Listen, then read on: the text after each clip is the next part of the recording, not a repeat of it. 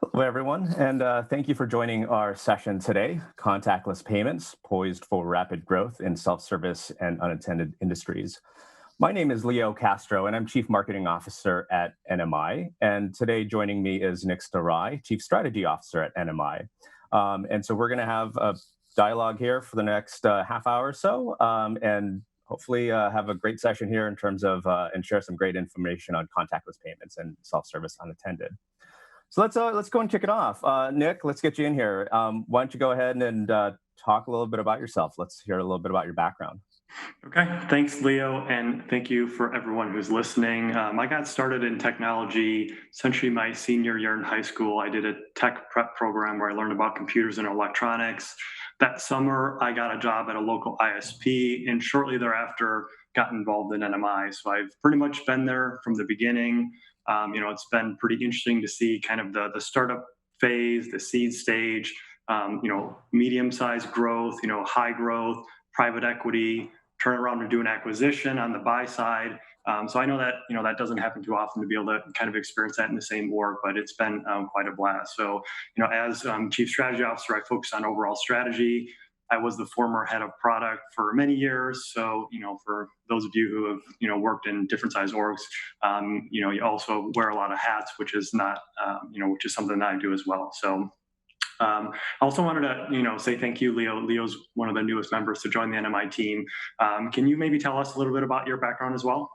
Sure. Yeah. Thanks. Fairly new to NMI.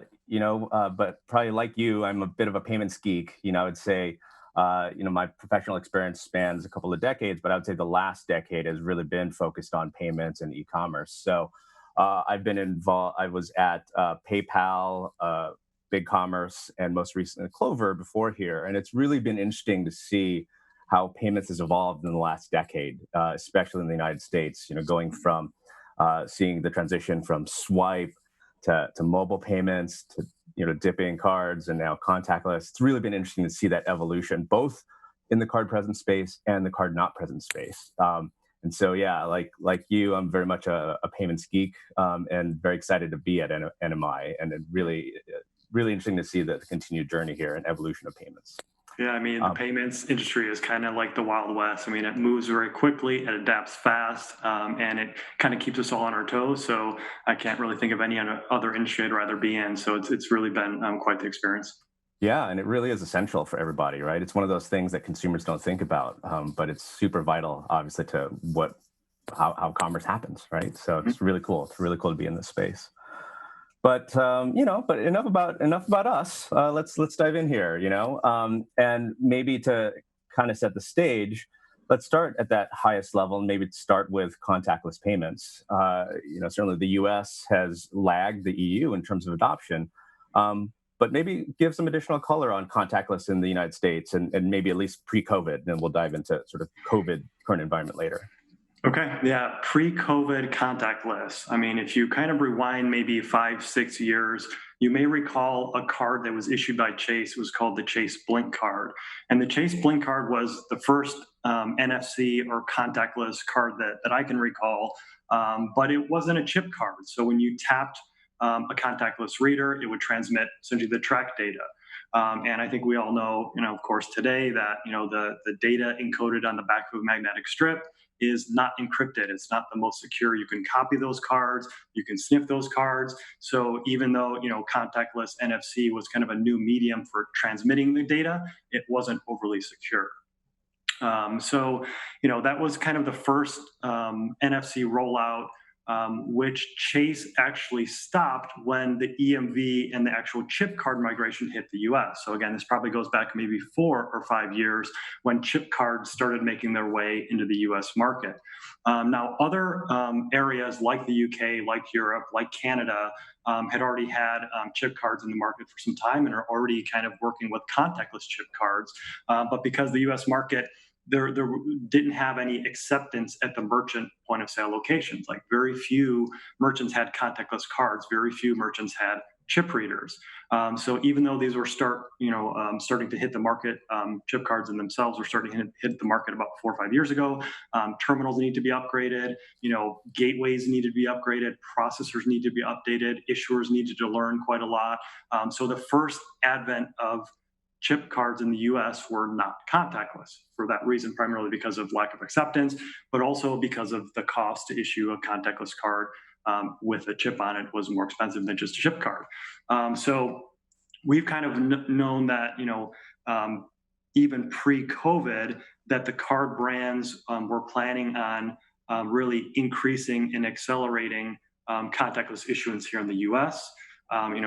We know that there's roughly 1.4 billion cards in the U.S. market today, and the by the end of 2021, the card networks were anticipating 300 million contactless cards issued here in the US. So this was pre-COVID. There was already kind of an idea about getting contactless in the market. So we anticipate, obviously, and we'll talk a bit about this later, some pretty nice acceleration on that. But myself personally, I have a few cards. I don't have any contactless cards yet. How about yourself, Leo? Have you gotten any contactless cards issued yet from the issuing banks that you work with? I actually do. Yeah, I have a Chase card that's a contactless card. I have Okay. to say though, it took a while for me to actually use it myself. We're talking here about contactless adoption, and I've had it, and it was just sort of this notion of breaking that behavior of just sort of inserting it into the reader. And Right. just very recently, I've started then to now start to do the tap, and it's been really interesting to see that experience. But yeah, one card so far out of that wallet. But again, like we're seeing sort of the beginnings here of that adoption. Yeah, that makes total sense. I mean, from what I've seen as far as acceptance goes, then primarily pre-COVID was mostly luxury retailers. So, maybe kind of high street retailers on, Yep. on expensive streets here and then the major metro areas in the US, primarily because they are global brands. That's kind of my theory that, some of the global brands that have stores in, Italy and other, London and the US, they're more likely to have contact acceptance because of some of the other regions that they work in. So that was kind of what we've seen previous. Generally the smaller SMBs, which obviously is a large part of the U.S. here, has not have the equipment because it's expensive to upgrade. So again, it was really a timing thing. It was really kind of getting the market ready for it. So there were a handful of things around why contactless wasn't where it was in other markets pre-COVID. Yep. So, on that point, you've talked about retail and how that's seen some adoption of contactless, Mhm. and other areas haven't. And specifically in the area of what we're calling unattended, ticketing, parking, and vending. Mhm. So, why do you think that set of industries in particular has lagged? I think primarily because, again, if you look back at the issuance of cards themselves, when it comes to, you mentioned earlier the habits that people have. So we do think and we know that transit was teed up to really help a contactless surge. So, this idea that if you get a card in your wallet and you ride, public transportation every day, and you start tapping to get on the bus or start tapping to get on the train, multiple times a day, every day, that's more likely to lead into other ones. The problem with some of the transit and transportation and some of these unattended verticals is, they're often government based or very, very large contracts that can last 5, 10, 15 years. So sort of the cycle of upgrades and maintenance is pretty large. So even though transportation would be a really great vertical to help accelerate and help kind of the proliferation of contactless here in the U.S. It's really hard to upgrade all those kind of legacy equipment that's been with the municipalities and the cities under contract for many years. Yep. And yeah, I do think that if more contactless usage is enabled in those industries, I mean, it just starts to build those habits. Habituation is what we used to call it, right? Like Yeah. you're tapping several times a day, as opposed to several times a week in the case of retail, right? So it could really start to skyrocket. Yeah, and what we know from Visa, what they were doing was, so you guys have probably all heard that the New York City transportation system was one of the first to do what I'll call open loop contactless payments, and they kind of strategically issued contactless cards within like a 50-mile radius of New York City. So they were kind of targeting contactless issuance for the subway system in New York because that's a good way to get that habituation, as you mentioned, to start getting that habit of start tapping to get on, and then you're more likely to go to the other local store, retail, or Target and start tapping. So yeah, I think that makes total sense. Yep. Well, so now obviously the world is very different than it was 3 months ago. COVID-19 is certainly driving different behaviors. Can you talk a little bit about what you're seeing, what we're seeing in terms of the data? Yeah, so we have recently did a bit of a deep dive on some of the data we're seeing, and probably what you would expect. Verticals that are affected by the shelter in place or any of the travel ban lockdown are not doing well. So areas like any airline, transportation, taxi, et cetera, are not doing well. But we're actually seeing quite a bit of growth in some e-commerce verticals. We are seeing electronics are surging a bit. Home appliances are surging a bit. People are spending a ton more time at home. They're starting to buy some of those things that they wish they bought over the last few years. Myself personally, I upgraded my home office, so I got a proper external monitor, a dock, keyboard, mouse, like a full setup. So I think a lot of people are doing that. So primarily merchants that have some level of omni-channel capabilities who are able to get online quickly, and you have seen business model shifts where some food services have gone online with order ahead or curbside pickup. We've seen quite a bit of that. So as much as there are some verticals that are being very, very challenged, with kind of a unified strategy with a diversified portfolio, we are definitely seeing some growth in quite a few verticals. So you're seeing people's spending habits shift quite a bit, but it's really pretty interesting. Yeah, what about some of the consumer habits? So how do you think that's sort of the changes in consumer habits and say social distancing? How do you think that's going to affect So I contact? haven't obviously spent a whole lot of time out in the wild. What I'm hearing, what I'm kind of seeing is people are, more concerned about cash. So obviously, you learn very young that cash is dirty. Don't touch it. Don't put it in your mouth as a kid. It's like one of the dirtiest, things that is probably in circulation out there. So fear of transmitting this virus via cash is definitely pretty well out there, and even touching payment terminals. I mean, putting in a pin or inserting a card and touching a payment device, probably not as comfortable in today's climate than it was 3, 4 months ago. So, I mean, I've even started to see some, innovations and UV light sanitizers for terminals. I don't know if you've seen that yet, Leo, but I've I don't seen know. somebody showing kind of prototypes of lights kind of bolting to the back of terminals and Yeah. shining UV light for sanitation of terminals. So those are some of the fears that we're seeing. Um, so Yeah. Yeah, it's funny. Like, my wife tends to be a technology laggard. I tend to be on the other extreme. I'm one of the technology early adopters. But with speaking of different sort of changing habits, she's now asking how to enable Apple Pay on her phone. Which uh, is unique because again, she's sort of like one of the last to adopt technologies, but because of sort of this change in behavior and a change in perception, it's forcing her that way. And I could imagine that like a lot of other sort of consumers are thinking the same sort of along the same sort of lines and sort of mapping COVID-19 to payment habits. yeah, I mean that actually makes total sense. And if you think about like magnetic stripe and the way that we used to pay via magnetic stripe for many years, it was pretty efficient. You pull your Yeah. card out and you swipe it. It was very simple. And then we kind of moved to inserting or dipping at cards, and that was a bit, it was different. You had to insert it and you had to leave it there, and then you had to wait. And when this first was rolling out, it took 20, 30, 40 seconds. It was Yeah. a bit of a mess to really understand this habit where, of course, security was better, but it wasn't as slick of an experience. So here we have contactless now, and I think you mentioned your wife. I think of my mom. Like my mom has an Apple iPhone, and I'm kind of waiting for her to call me and ask me about contactless on it. But she's much more likely to actually use a card. Like once her bank card is contactless, I'm pretty confident that she'll pull her card out of her wallet and tap. So even the idea, and I know that both Apple and Google have made it pretty easy, where you can pull your phone out and just kind of use your thumbprint to tap without having to turn the screen on.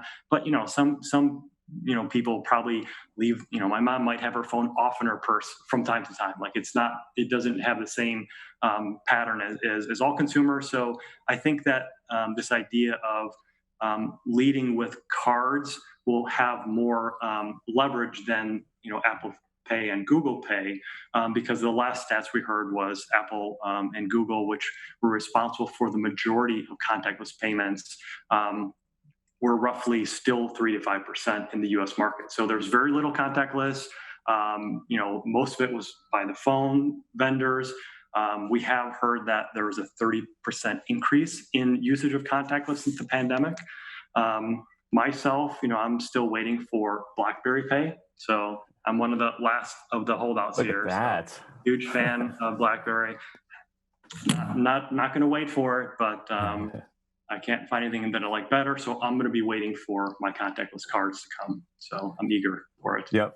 And to your point, like with your mom, like it's all about reducing friction in the payment experience, right? That was the trouble with trying to get people to migrate off swipe. It was such a frictionless experience. And so I think you're right. Like the tap experience is just so much easier than sort of enabling it on your phone, pulling out your phone. So I think you're right there in terms of like contactless sort of driving that next wave of payment acceptance. I think so too. And other things that we've seen other card networks do in other countries is increase the spend limits for contactless transactions. So in the UK, I think they were £30 prior for the max of a contactless transaction. I believe that's been raised up to roughly 50.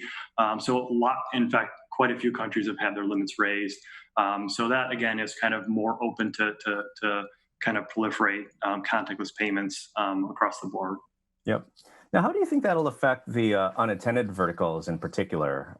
Ticketing, parking, and vending. I could imagine, like, say, in vending, you're buying higher ticket items, and so contactless there potentially helps. But just in general, how do you think this will impact those unattended verticals? Yeah. So I mean, if the contactless card issuance accelerates in the U.S. market, which we believe it will, unattended payments, I think, will be one of the beneficiaries of that. I mean, unattended payments is one of the most socially distanced way of paying. So you're in, just for reference, when we say unattended payments at NMI, we're talking about tapping a kiosk or a self service or hitting like a parking garage or parking meter. For those of us that travel a lot, in the airports, you see like little CVSs now that have all of your consumables. You can pretty much walk down these hallways and see a vending machine or some sort of kiosk in almost every vertical. We've also heard the stories of all the vending machines in Japan, how you can essentially buy anything via unattended payments in Japan. So we do think that with contactless surging here in the U.S., it's really well teed up for unattended payments to have tapping on it. And that really being kind of a more futuristic way of paying. So we're really excited about both of those. Great. And so maybe this is the last question here before we go into Q&A. We've got a lot of obviously payment professionals here that might be interested in the self-service unattended space. Mm-hmm. What does the go-to-market process look like there? What's sort of that value chain look like? And how might payment professionals start to leverage this new potential openness to adopting contactless? Yeah, that's a great question, because even myself, originally, when I first started getting exposure to unattended, you'd kind of think like, well, how do you get involved in, that box, because oftentimes they're proprietary enclosures that are created. And the card readers are also very unique. So we're familiar with, the Verifone and Ingenico countertop readers. You're all familiar with, there's a handful of different mobile readers in the market. But the unattended readers are kind of like, if you're familiar with, like, obviously an ATM, where you've got maybe the pin pad there, and then kind of what I'll call an insert reader. And those are, very unique sized. They have, special bolt patterns to fit into kiosks. So really, knowledge of unattended payment devices, I think, is probably a good way to kind of get your foot in the door. That's kind of the Trojan in to get in. I mean, basically, these unattended vendors really know how to build enclosures and build hardware, but they're not payments experts either. So, to the extent that our partners can deliver an unattended device with an unattended software stack for payments to a manufacturer of, vending machines or kiosks or, parking garage, we believe we can help, get foot in the door based on the knowledge and expertise with the devices themselves. I mean, Ingenico has a, unattended device called the iSelf series. Verifone has a device called the UX series. So if you do just a few searches on those devices, we have lots of expertise and have certifications globally on those devices now. Great. So we're coming at the end of time here, and we want to be able to leave a bit of time here for Q&A. So we'll go ahead and wrap up sort of this part of the conversation. But thank you, Nick, for sharing your insights today. Definitely was a lot of fun. So yeah, no, my pleasure. Thank you, Leo. great. Thanks.